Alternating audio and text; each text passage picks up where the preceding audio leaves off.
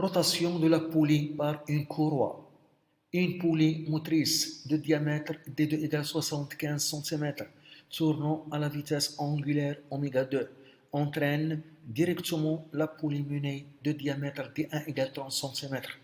La poulie motrice est entraînée par un moteur électrique tournant à 600 tours par minute. 1. Quelle est en absence de glissement de la courroie sur les poulies la vitesse angulaire ω1 de la poulie menée? 2. Dans la pratique, lorsque la poulie est lisse, il y a glissement de la courroie sur les poulies et de ce fait, la vitesse angulaire de la poulie menée est inférieure à la vitesse théorique calculée.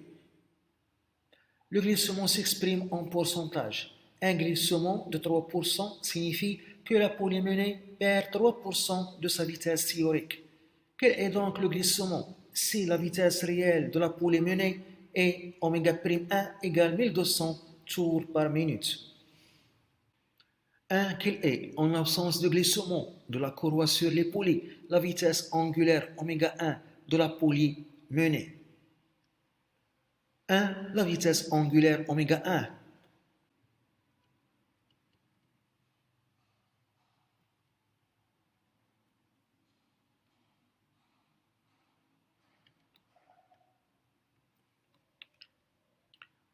En absence de glissement.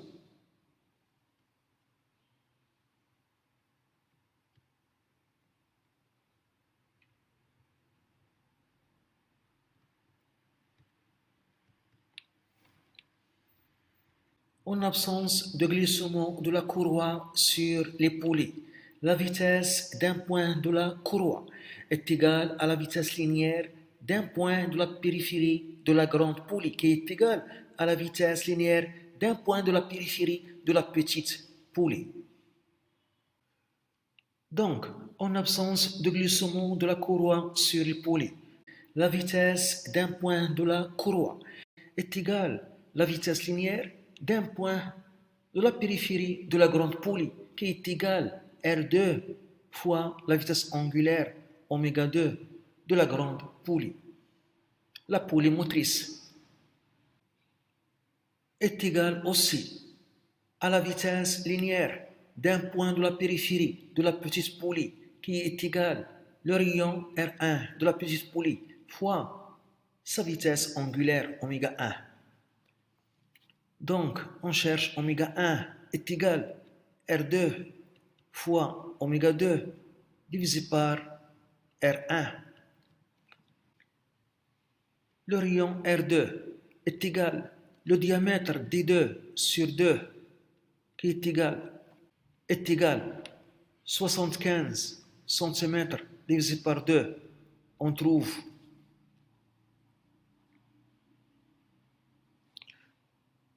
37,5 cm. Le rayon R1 est égal le diamètre D1 sur 2 qui est égal 30 divisé par 2. On trouve 15 cm. ω2 est égal 600 tours par minute. On convertit tours par minute en radio par seconde. L'unité légale est égale en unité légale, radian par seconde, 600. Un tour, c'est 2 pi radian. Une minute, c'est 60 secondes. On trouve 62,8 radians par seconde. Et par suite, ω1 est égal. Je garde R1 et R2 en centimètres qui sera simplifié et je vais calculer ω1 en tours par minute. 37,5 sur 15, le centimètre se simplifie, fois ω2 qui est égal à 600 tours par minute est égal. On trouve 1500 tours par minute. En radians par seconde, oméga 1 est égal, on convertit tours par minute en unité légale, radians par seconde, 1500. Un tour, c'est 2 pi radians. Une minute, c'est 60 secondes.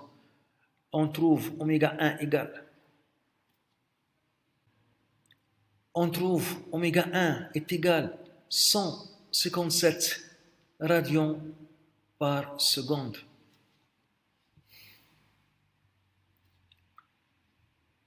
On remarque que la vitesse angulaire de la petite poulie est supérieure à la vitesse angulaire de la grande poulie.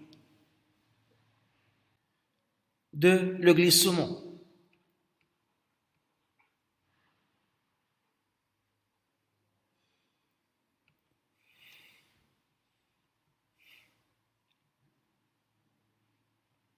On calcule d'abord la perte de la vitesse angulaire.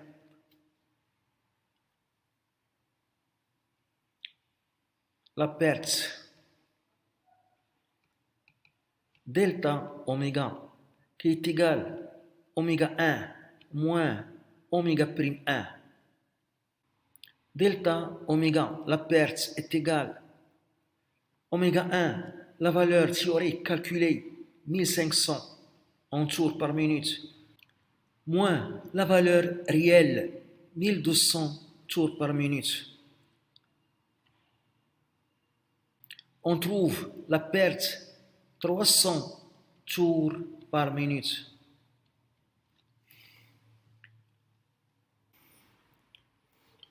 On a donc, pour une valeur de la vitesse angulaire théorique calculée de 1500 tours par minute, on a une perte de 300 tours par minute.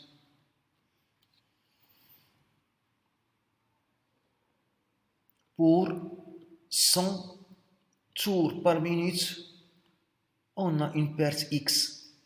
C'est le pourcentage. Donc, X est égal